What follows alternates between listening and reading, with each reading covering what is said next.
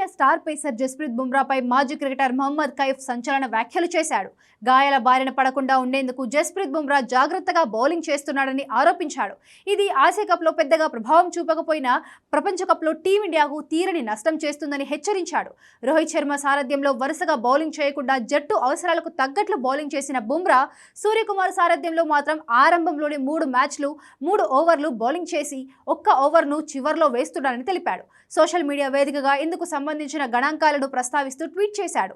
రోహిత్ శర్మ కెప్టెన్సీలో బుమ్రా సాధారణంగా 1, 13, 17, 19 ఓవర్లలో బౌలింగ్ చేసేవాడని గుర్తు చేశాడు. సూర్యకుమార్ యాదవ్ సారథ్యంలో మాత్రం బుమ్రా ఆరంభంలోనే 3 ఓవర్ల స్పెల్ వేస్తున్నాడని చెప్పాడు. గాయాల బారిన పడకుండా ఉండేందుకు వార్మప్ తర్వాత బౌలింగ్ చేసేందుకు బుమ్రా ఇష్టపడుతున్నాడని చెప్పుకొచ్చాడు. మిగిలిన 14 ఓవర్లలో బుమ్రా కేవలం 1 ఓవర్ మాత్రమే వేయడం బ్యాటర్లకు పెద్ద రిలీఫ్గా పేర్కొన్నాడు.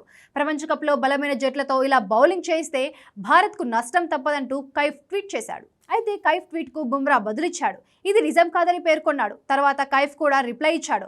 ఓ శ్రేయాభిలాషిలాగా తన పరిశీలనను స్వీకరించాలని కోరాడు.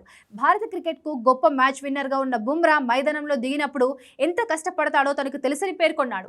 ఇంగ్లాండ్ పర్యటన సందర్భంగా కూడా బుమ్రాపై కైఫ్ సంచలన వ్యాఖ్యలు చేశాడు. అతి త్వరలోనే బుమ్రా టెస్టులకు రిటైర్మెంట్ పలుకుతాడని చెప్పాడు. వికెట్లు తీయలేకపోతున్నానని భావిస్తే ఆట నుంచి అతనే స్వయంగా తప్పుకుంటాడని అప్పట్లో కైఫ్ చేసిన ట్వీట్ తీవ్ర చర్చనీయాంశమైంది.